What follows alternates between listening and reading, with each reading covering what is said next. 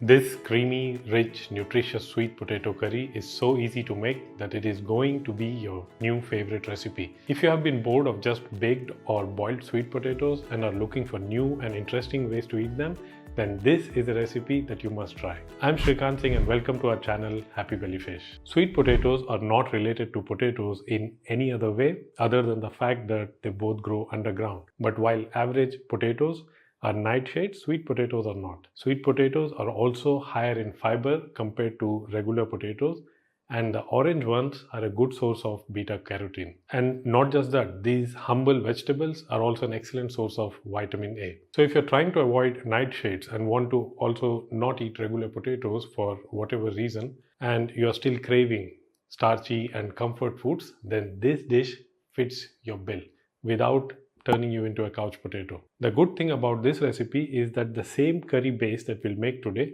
you can also use for regular potatoes, pumpkins, cooked yam, grilled Brussels sprouts, spinach, and even butternut. So this recipe can be a one-stop solution to all your eating dilemmas.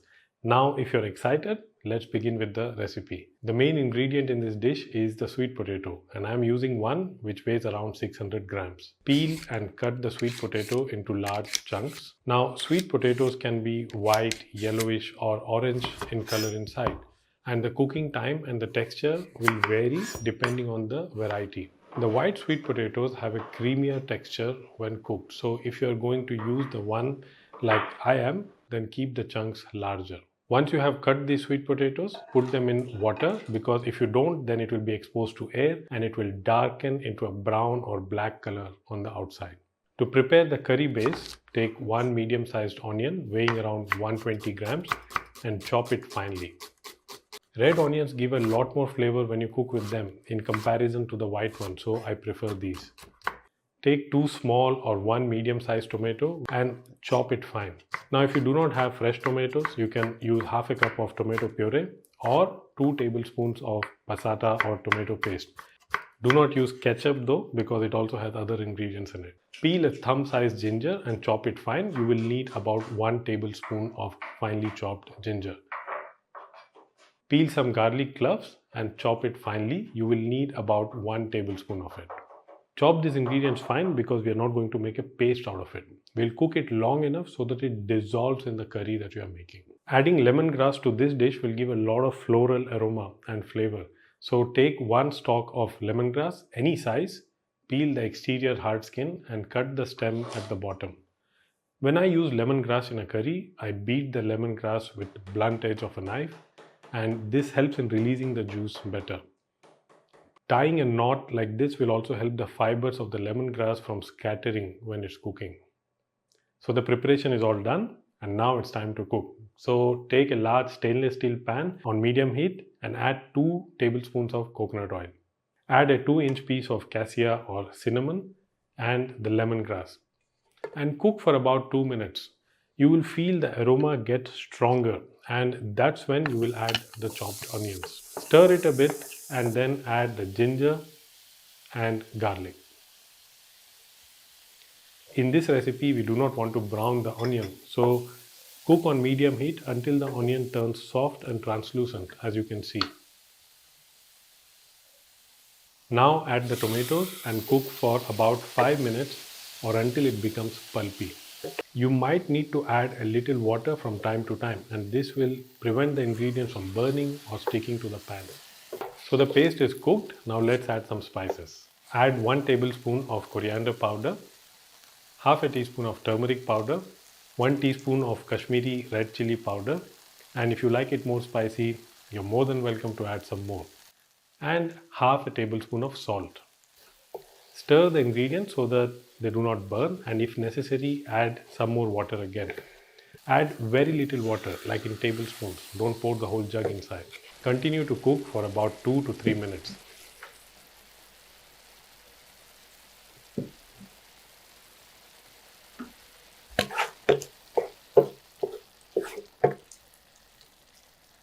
The curry base is ready now, and we can add the sweet potatoes at this stage. But before doing that, drain the water in which it was soaked and add the sweet potatoes to the pan. Mix everything nicely and add about half to 1 cup of water. This will help you mix the curry base with the sweet potatoes, and a little water will also help in cooking them. Cover the pan and allow the sweet potatoes to simmer until it is almost cooked. Now these are not too many ingredients, but I have made a list of ingredients and the written recipe which is available in the link in the description of this video. And if you wish to support our work, then please hit the like and subscribe button. While the sweet potato is cooking in the spicy curry, we will make a sauce from peanut butter which we will add to this curry. And this is where it starts to get interesting. If you're allergic to peanut butter, then you can also use almond butter or cashew butter. Or you can totally skip this ingredient if nut allergy is your thing. Take about 1 heaped tablespoon of peanut butter and add about 2 tablespoons of water and whisk. As you whisk, add some more water to get a fine, smooth, sauce-like consistency, like a ketchup. The water must be added gradually as we whisk. If you add too much at once, you may end up with lumps of peanut butter, and whisking it into a sauce might be harder.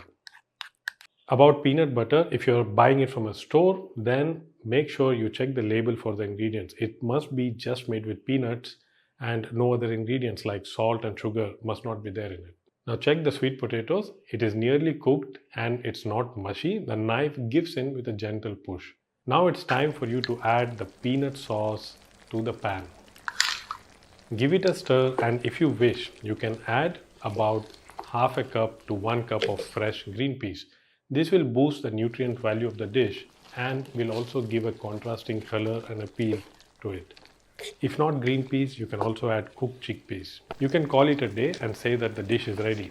But to make the dish extra creamy, I'm going to add about 400 ml of coconut milk. As you add the coconut milk, continue to stir so that it is spread uniformly. Let this simmer for about 5 more minutes so that the green peas and the raw coconut milk, they get cooked and the flavors of the spices take over. In the meantime, I'm going to cut some bok choy. Now this particular greens will give a nice pungency to this dish, and I keep looking for new ways to add this leafy green to my food, and this seems to be a perfect dish for that.